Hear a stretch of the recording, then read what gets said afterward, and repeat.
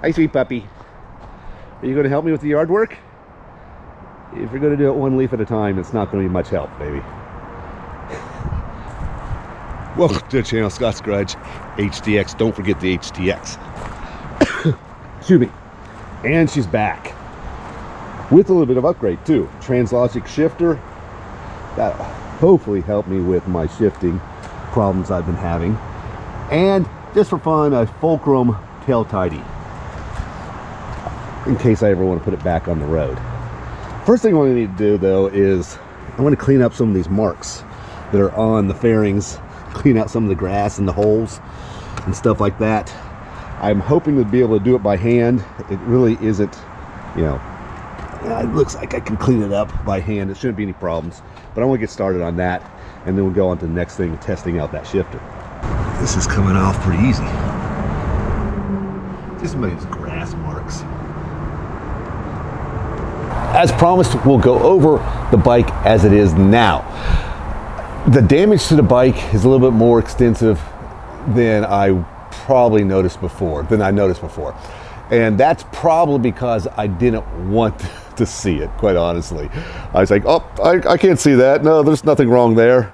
Now that I have to pay for everything, I have to notice it. And I'll show you what I mean. And remember, I already showed you some of the things that were on the bike that need to be fixed. And we replaced the clip on here. That was bent a little bit.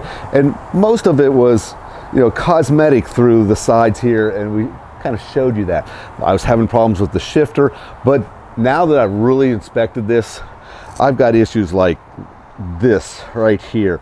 This is cracked, and I hadn't noticed that, and probably because I just didn't want to notice it, right? The good thing is I have replacement fairings on this, and well, I'll just use those. I don't think I'm going to put them on yet, because this is still going to have to be a track bike for a little bit before I get the R6 set up for my suspension. I'm still waiting on springs. I got to get tires, wheels. Well, wheels I have, I need slicks. The other thing I didn't notice, probably because I didn't want to again, was the brake light here in the back was completely missing. It was gone, and how could I have missed that, right? Anyway, so we had to replace that entire section there. This right here, Fulcrum Tail Tidy, is, I like that. I actually like a little bit more than the new Rage Cycle unit that was on it that when I bought the bike. Now I have a new Rage Cycle unit on the BMW, and I love it. It looks great, but that's sweet. I really like the way that's set up. Now I can probably buff out. I stopped buffing on this because I thought, well, maybe I'll just replace all these fairings. This is the one that's most damaged. The others, not so much. I could probably buff them out and leave it alone and be totally fine. Now, the shifter, this TransLogic shifter, it's supposed to help me out. And I'm hoping, because I was overheating. Like I said it 100 times, it seemed like the system before was overheating. After about 3 laps on the track, especially with hot days, it was just jamming up. I wanted to fix that. This is the suggestion that they had. Now this TransLogic shifter, as I understand it, one, it has, you know, sensor pressure force or something like that. I'm probably getting that a little bit wrong. That's the Ducati Quickshifter. You had to move quite a bit to get the shift. It was more mechanical to get it to shift than quick shift. This is supposed to be more on force, and you can adjust the sensitivity of that force. We're going to take it out and we're going to see what it's like. Also, this is supposed to, instead of just, it has control of all the coils, and it is supposed to have a different ramp in and ramp out, you know, how it cuts. It just doesn't cut the ignition. It has a way to cutting the ignition or ramp in and ramp out, making it much smoother of a shift, especially at low RPMs. That's what's advertised. We're going to find out. It's also supposed to be a lot more durable. It's made out of great material. That's great, titanium and alloys and all that other stuff. But my main concern is I can flog the living crap out of it, and it's not going to skip shifts on me or miss shifts. I do have the tire warmers on because it's a cold day and I have slicks. I'll throw the license plate on the back of here so I don't stand out like a sore thumb. I'm going to try to get it on the road, go through the shifter. It's just between you and I that I've got the slicks on there. Don't try this at home. Don't be like me. But we're not going to stay out there very long.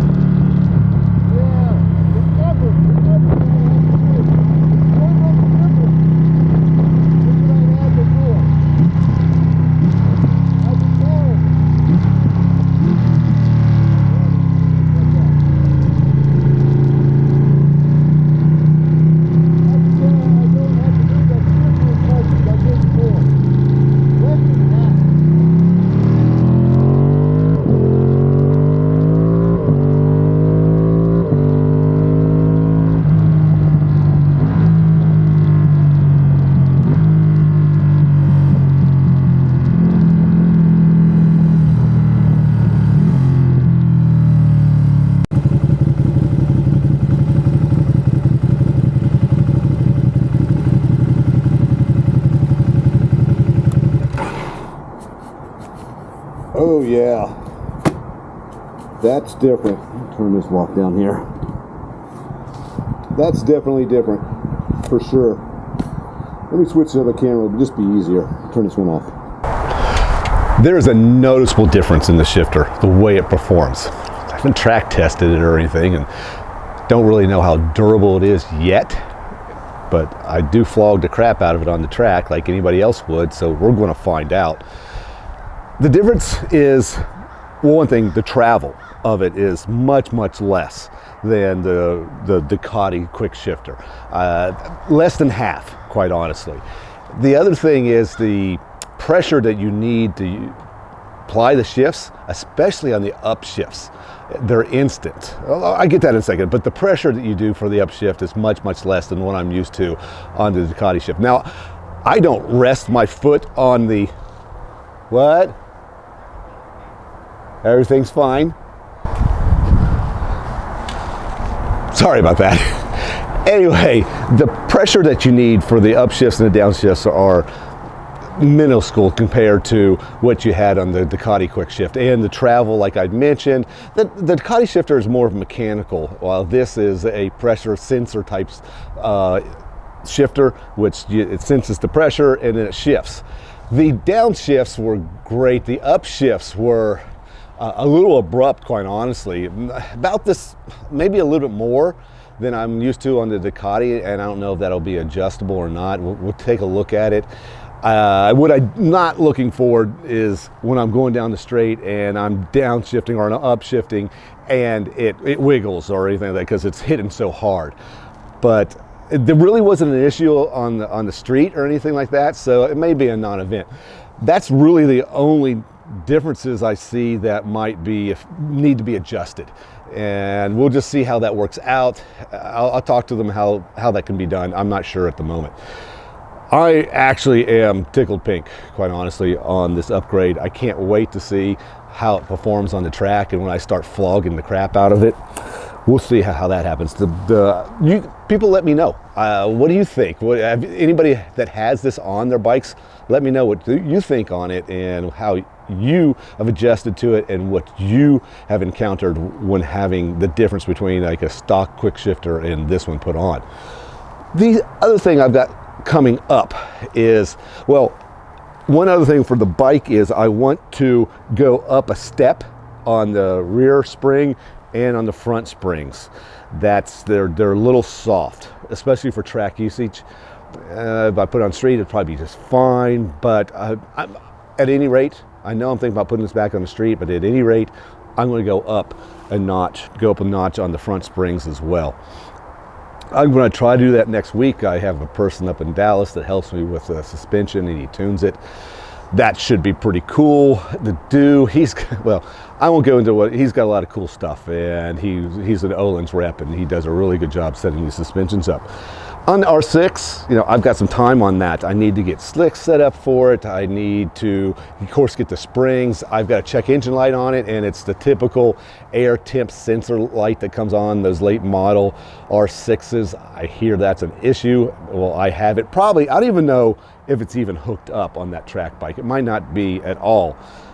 Maybe I've cleared the code, and then I'm going to change the sensor. If I find that it's unhooked, I'm just going to hook up the sensor and see. Well, it might not even be there. I don't know yet. But I do have some extras here that I'll apply and put on there on the bike. It doesn't affect the performance that I know of, but it's just annoyance. Mainly because if something does happen on the bike and the check engine comes on, I might be ignoring something that is something I need to address because I'm just thinking that it's just the air temp sensor, and that's an issue. I get that stuff in the garage all the time where people have the brake light on, which you can't pass in Texas your inspection, safety inspection at least, until January 25 because they changed the laws, and have your brake light on. So I think it's so silly that they got rid of the safety inspections in Texas. But hey, that's my opinion. It's regardless. But the problem is they come in and they say, well, I know it's just a sensor on the brake light. But my response is, well, what if you actually do have a problem with your brakes and you ignore it because you think it's just a sensor? I hate to run into the back of a car or another building or a building or something like that because you just weren't aware of your systems on your car. I'm rambling. You guys keep on keeping on. We'll catch you next time.